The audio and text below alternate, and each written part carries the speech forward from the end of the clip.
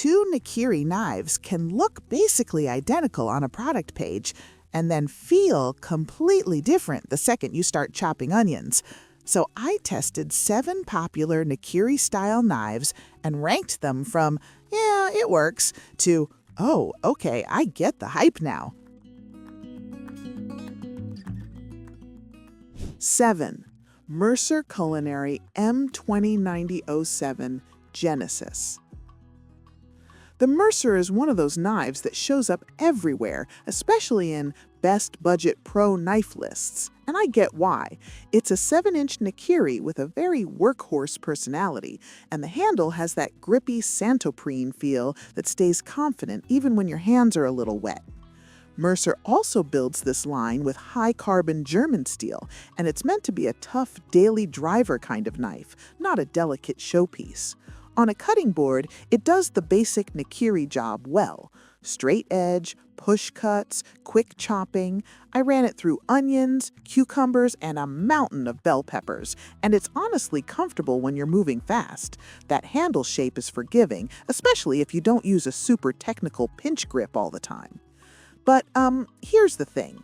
The Mercer feels more kitchen utility than Nakiri magic.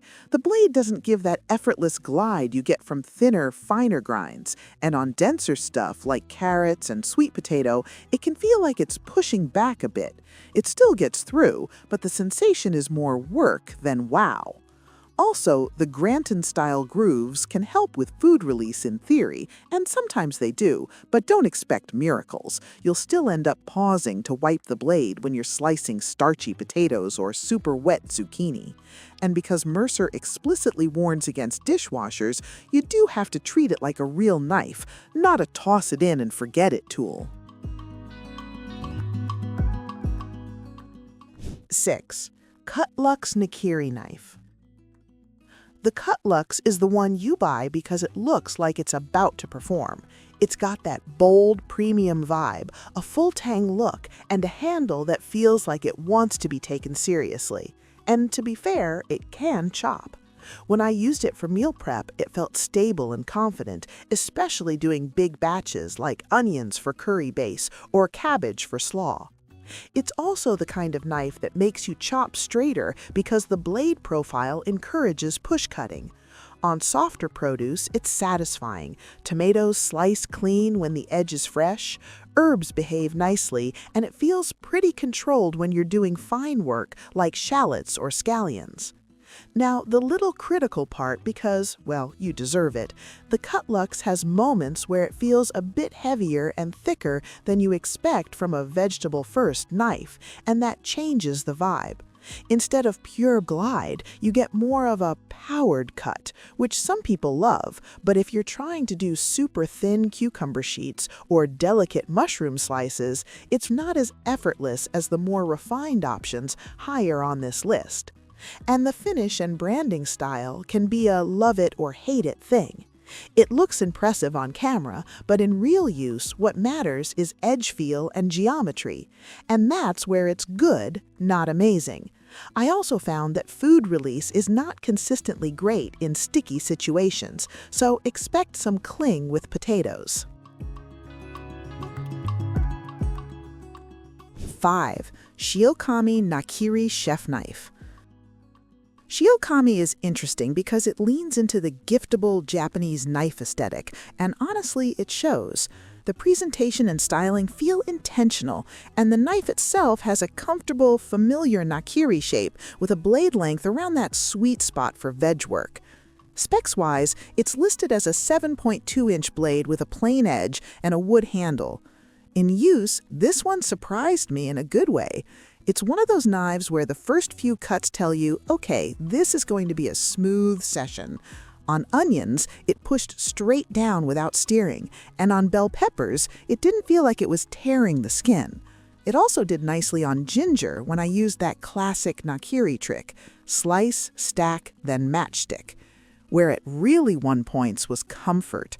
The handle shape paired well with a pinch grip, and I didn't feel hot spots even after a longer prep. You know that annoying feeling when a handle edge presses into your finger and you don't notice until later? Yeah, I didn't get that here. It's not perfect, though. The branding and Japanese-style vibe can make you assume it's going to feel like a high-end artisan blade, and it's not that. It's a solid, enjoyable knife, but it doesn't have the same refined bite and food separation you'll get from the premium classic near the top. 4. Butterfork Nakiri Knife. Okay, the Butterfork is a different vibe. It's a 6-inch Nakiri, and that shorter length changes everything. It feels nimble, quick, and kind of playful, like it wants you to do precise work. Butterfork lists the blade at 6 inches, and that compact size makes it easier to control if you're working in a smaller kitchen or you just prefer a smaller blade. This is the knife I liked for tight tasks: garlic, shallots, trimming green beans, slicing mushrooms, and that repetitive prep where you want speed but also accuracy. The lighter, smaller feel makes you more confident doing fast cuts without feeling like the knife is driving you instead of the other way around.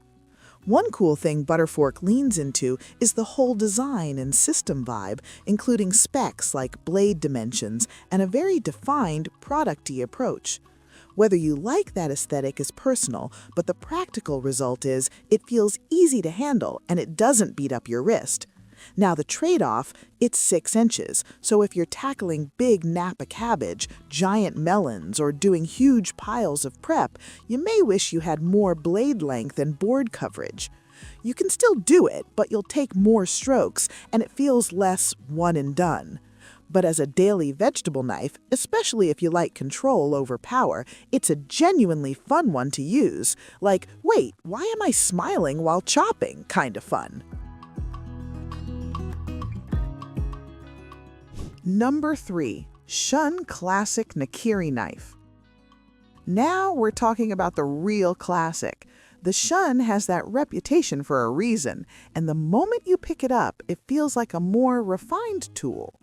Shun lists this knife with a 6.5-inch blade, VG Max steel core, and Damascus cladding that's designed to help with performance and food release, plus that distinctive pakawood handle shape. On the board, this knife has that clean, controlled slicing feel that makes a Nakiri addicting. I used it on onions, and it was almost unfair how quickly perfect dice happened.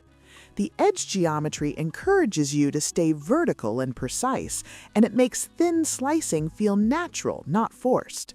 The handle also deserves credit.